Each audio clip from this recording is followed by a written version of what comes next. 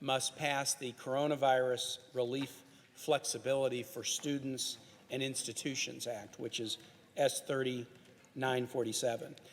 This has to do with an action that we took as bipartisan colleagues, a most important action in March, passing the CARES Act.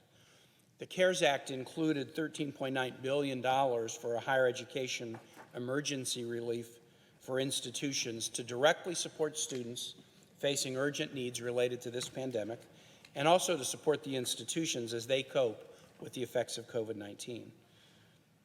From this amount, about $12.5 billion was provided to all institutions of higher ed, and they had to use half their dollars to award emergency aid to students and half the funds to cover the institutional expenses and needs.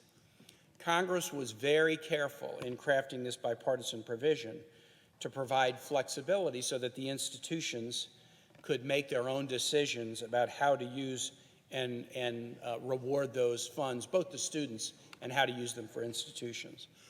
Unfortunately, the Department of Education is not following congressional intent and is including additional restrictions and conditions that Congress did not include, that's making these funds more difficult to access both by students and the institutions.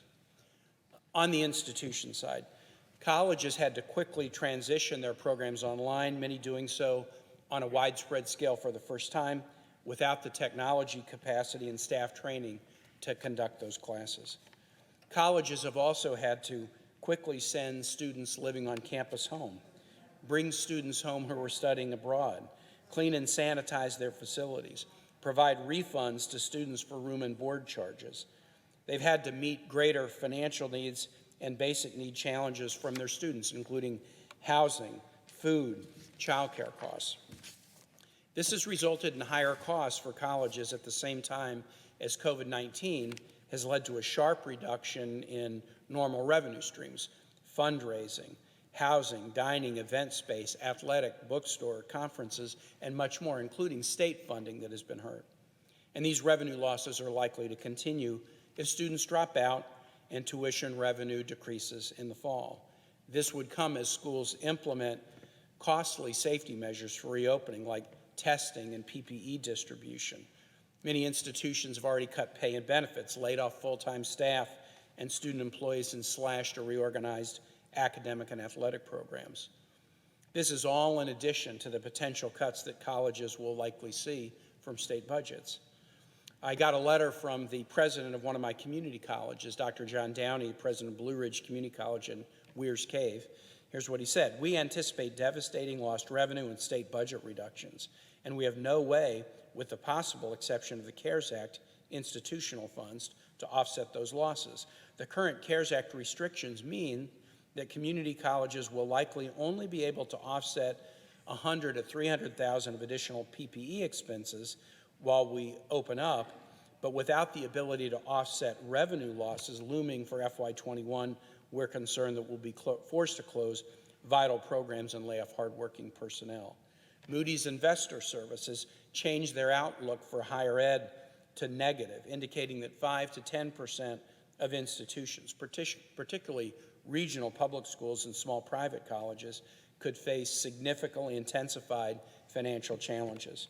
In Virginia, one such institution, Sweetbriar College, a small rural private college, says the impact is likely to be $10 million. VCU, a large public university, said it's likely to be $50 million in the next fiscal year. This is why we acted together as Congress to provide CARES Act funding that could be used for revenue losses experienced by colleges. We didn't specifically exclude using these dollars for revenue losses, as we did in the state and local government aid. We allowed such a use, as we did with the PPP program and the aid to hospitals. But the Department of Education is using a very narrow interpretation of the law and refusing to allow colleges to use money for revenue losses. Now onto the student side of the equation. 50% of the money was to be used for student aid. And this is even more concerning. The unauthorized guidance that the DOE has issued outlines that the financial aid for students can only be provided to students who qualify for aid under Title IV of the Higher Ed Act, which would exclude any student who doesn't fill out a FAFSA, who hadn't filled out a FAFSA, who has a minor drug conviction or is not meeting academic progress requirements. Again, these were not conditions that Congress put on the aid to students. Nowhere in the CARES Act are these restrictions mentioned. The financial aid director at the University of Virginia wrote my office as follows: when the CARES Act was signed into law, we, along with many others in the financial aid community, believed that the funding source would be available to provide assistance to our students using school discretion. Schools have long operated in this manner. Because of COVID-19, the parents of many students who suddenly lost their jobs or had reduced employment realized that their income had changed dramatically and wished to appeal. In other words, students who never had to fill out a FAFSA or who never did one because their parents were employed are now facing parents who are not employed. It is not right for the DOE to put new requirements on the students and bar them from receiving aid. Some students have written me. Here's a third-year student, undergraduate from Fairfax. I was studying abroad this past semester, but had to return home in March. My study abroad program is unsure whether they're going to be able to refund any of the semester's worth that I paid for fees, including housing, meals, tuition. Due to the travel ban, I had to book a ticket home on 1 day's notice, initially costing me $1,800, but I was able to receive a partial refund of $900. My father has been the primary source of income for my family, but he loses his job this month. Since we don't know when he will be reemployed, this has resulted in significant financial challenge to my family. And there are other similar stories from other students, graduate students in engineering in Henrico, undergraduates from Halifax. So again, Congress intended these dollars to be used flexibly. The DOE is getting in our way. Now, what the act would do that I'm about to call up, it would ensure that the Secretary and the Department of Education just follow congressional intent by providing institutions of higher ed and students with the increased flexibility they need during the time. The bill would allow colleges to use their revenue from the CARES Act for lost revenue, the higher ed funds for lost revenue. The bill would ensure that emergency financial aid to students is made available to all students in need, letting the institutions decide how to make that determination. And finally, we would better target funds designated for colleges hardest hit by COVID-19. Colleges and universities are major economic drivers. Placing arbitrary restrictions on them is a challenge at any time, especially now. We should be working together to ensure that the institutions and our students get the help that Congress wanted them to get. Again, the bill that I have before you doesn't create a new program, and it doesn't cost a penny. All it does is ask the Secretary of Education to simply follow what Congress intended.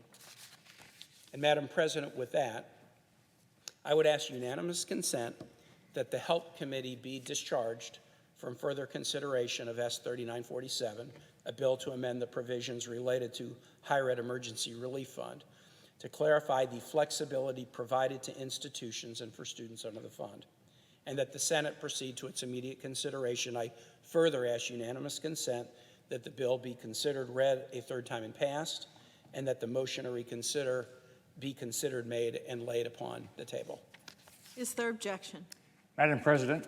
The senator from Florida. Madam President, reserving the right to object. I appreciate my colleagues' focus on higher education. We both had the same opportunity as governors to do what we could to drive the cost of tuition down and help make sure all of our students had the opportunity to get jobs. My goal as governor of Florida, and now as a U.S. Senator, is to keep education affordable and attainable and make sure students are able to get a job when they graduate. I know we all are focused on giving our students every opportunity to succeed. My colleague has not shown how giving a blank check bailout to higher education institutions helps our students. Students that are burdened with mountains of debt from these same four-year colleges and universities. The solution is not to give more money to support the bloated bureaucracies of our public and private colleges and universities. And these very institutions continue to raise tuition year after year on our students and their families. That's why I'm instead offering my STEM Act, which is a real solution to make higher education more affordable and ensure schools are preparing students for jobs. We made similar reforms in Florida, and our students are getting a world-class education at a price they and their families can afford. My goal is to bring this success to our nation. The STEM Act does three things. One, it eliminates all federal funding for institutions that raise tuition. There's no reason universities should be raising costs on our students even one bit. Businesses have to get more productive every year. So should our colleges and our universities. Second, my STEM Act holds colleges and universities accountable for a portion of student loans. By forcing universities to take more responsibility, they will have more of an incentive to actually prepare students for careers, instead of encouraging mountains of debt and degrees that don't lead to jobs after graduation. And third, the STEM Act creates a metric system for accountability to make sure all higher education institutions are doing their most important job, preparing our students for the opportunity to get a great job, build a career, and become more self-sufficient. Our higher education system doesn't serve the student, and we need to change that. Our students deserve more than just throwing money at our institutions with no checks and balances. It's time we get something done to fix the problems in our higher education system and realign incentives, and I look forward to working with my colleagues to do this. Madam President, I ask that the Senator Kaine modify his request, and instead the Committee on Help be discharged from further consideration of Senate 2559, Student Training and Economic or Education Metrics Act, and the Senate proceed to its immediate consideration. Further, that the bill be considered read a third time and passed, and that the motion to reconsider be considered made and laid upon the table. Is the senator from Virginia so modifying his request? Madam President, I appreciate my Senate colleagues' desire to increase accountability and transparency of student outcomes. And I was a governor doing the same thing with Virginia institutions.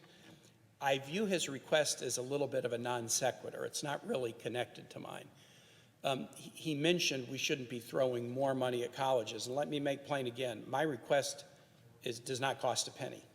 It is not about an additional penny to colleges. It is about implementing the CARES Act that was passed on an overwhelmingly bipartisan vote by this body on March the 26th. Senator Scott's bill does not deal with something we've already done. It does not deal with the COVID emergency. It does deal very directly with something that we are in the process of doing. The Help Committee right now is considering the reauthorization of the Higher Education Act. Senator Scott's proposal dealing with transparency and accountability fits squarely within the discussion that the Help Committee is currently having about reauthorization of HEA. And it's an appropriate and important topic for the committee to grapple with as we work on the HEA reauthorization. But in that sense, I'm a little puzzled because his proposal, there is a venue for his proposal right now in the HEA reauthorization discussion as we go forward and look at what more accountability we would ask of our colleges. I don't think we should jump Senator Scott's bill ahead of that reauthorization process and impose new restrictions on universities in the middle of this pandemic as we're trying to help them get through COVID. And for that and other reasons, while I would certainly pledge to work with the senator on this matter in the committee on which we both sit during HEA reauthorization, I do not agree to modify the request that I made regarding S3947. Is there objection to the original request? Madam President, The senator from Florida. reserving the right to object. I know I look forward to working with my colleague from Virginia to do what we both tried to do as governors. We were both focused on how, it's hard to keep tuition down and make sure our kids got jobs at the end. It's a very difficult job. So today, I don't think what we're doing today with Senator Kaine's proposal is going to help our students get the jobs they need and help keep our tuition down. So I don't think we ought to be given a blank check to our institutions that raise tuition on our students. We all know the mountains of debt, over $1.7 trillion, which is ridiculous. So I think my STEM Act is a solution to help make our higher education system affordable, ensure kids have a future. But unfortunately, we're not able to do that today, so I respectfully object, and I look forward to working with Senator Kaine to try to do everything we can to get this tuition down and help our kids get jobs. Objection is heard.